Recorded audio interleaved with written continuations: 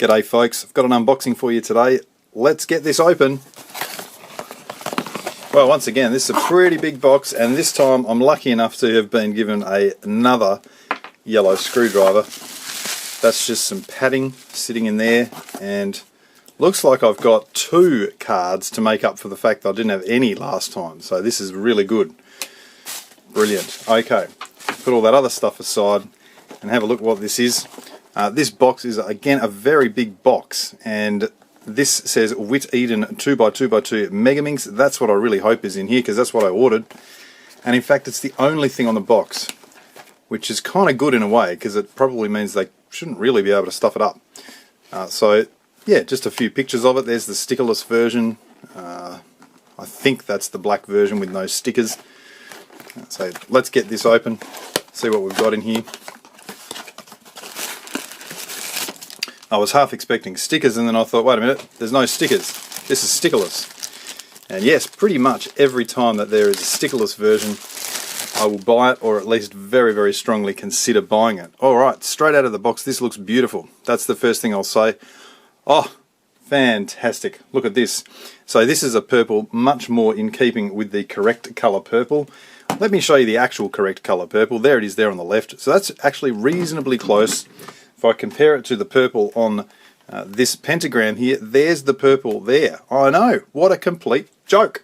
Anyway, this is back to good stuff, a normal purple. And so the colour scheme, I think red, blue, yellow, purple, green, that's normal. And then opposite, we've got the light green, we've got the light blue, the light yellow, the pink opposite the purple, the grey opposite the white. So a good colour scheme, correct, you know, correct as far as all the other ones go. That's good. No stickers peeling off, even better. I have no real idea about what this is, apart from that it is called a 2x2x2 Megaminx. When I first saw the title, when it was first announced, I actually thought it was a small Megaminx, like somehow a 2x2 version, which was much easier to solve than a Megaminx. But I believe this is not that at all, quite a bit different. And if I'm looking at it, there do seem to be cuts. They're cut through there. I tell you, there look to be a lot of pieces just kind of sitting out all over the place here, so I don't know if that's, or if that should be how it is. I do know that it turns like a Megaminx, but wow, that feels flimsy as, folks. Really. I mean, it turns, you know, you can see it. It's a little bit, I don't know if catchy is the right word, but it's a little bit something. But even as I'm doing it, that's turning a little bit better now.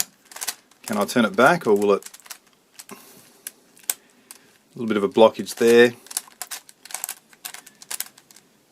You can see what's happening is that because these pieces are loose, that's kind of pushing down onto there, and so if I move that, it should then turn reasonably freely.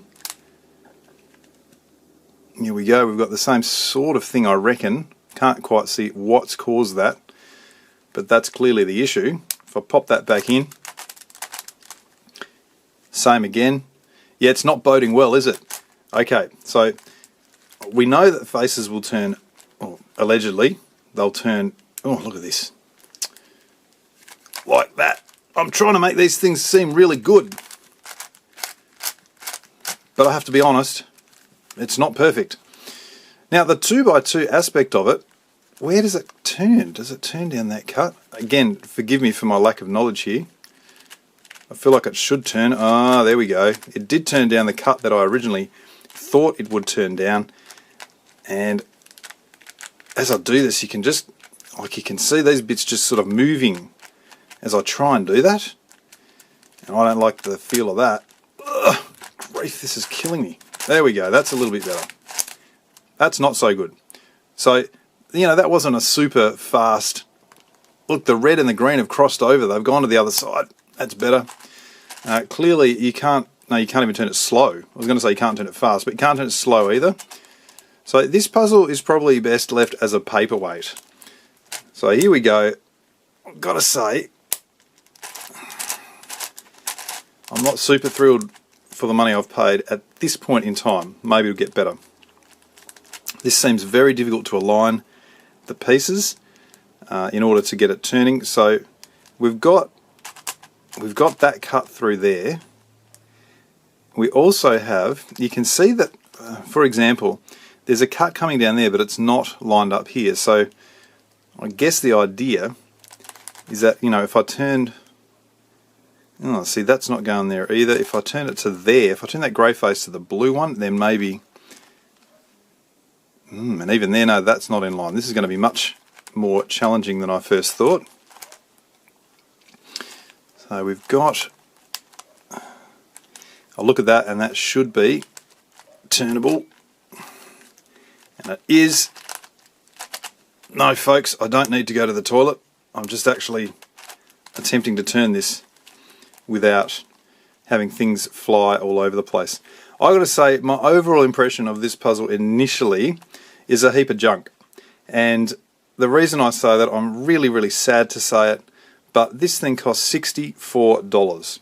Now, I was so amazed by the price when it first came out. I actually sent a message to Gregoire Fenig, I think that's how you say his name. He's the one that designed it. And so when you look at the box, it might even say, I'm having a look back here, no, they have not put his name on this anywhere, unless it's on here somewhere.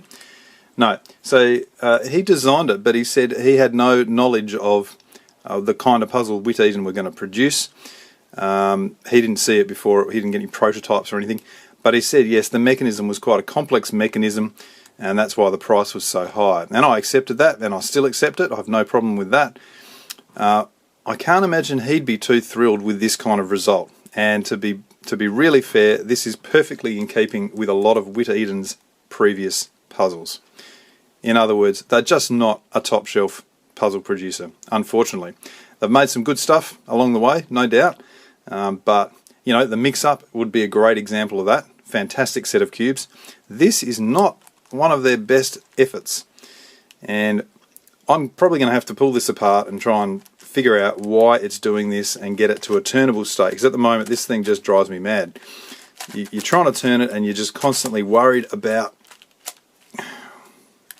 things catching, and if something doesn't explode on camera, it's going to be pretty soon that it does. Probably as soon as I get off camera it will. But yeah, this is overall, this is a disappointment for sure. If I'd paid 20 bucks for this, I wouldn't be quite so disappointed, but I've shelled out 64 US. That's nearly, what did that come to in my currency at the moment? Probably about $85, I think. That is a lot of money to pay for a puzzle that really is having trouble turning. And you can see exactly what I'm doing. I'm attempting to turn this face, and what's happening, I've got to get that right over there in order to turn it, and even then I can't really do it. And if I do get a turn, you can see that's coming out like that. Wow. Okay, I'm going to title this video Unboxing and First Impressions, and here's my summary. I unboxed it, I've fulfilled that part of the bargain. First impressions, what a heap of junk.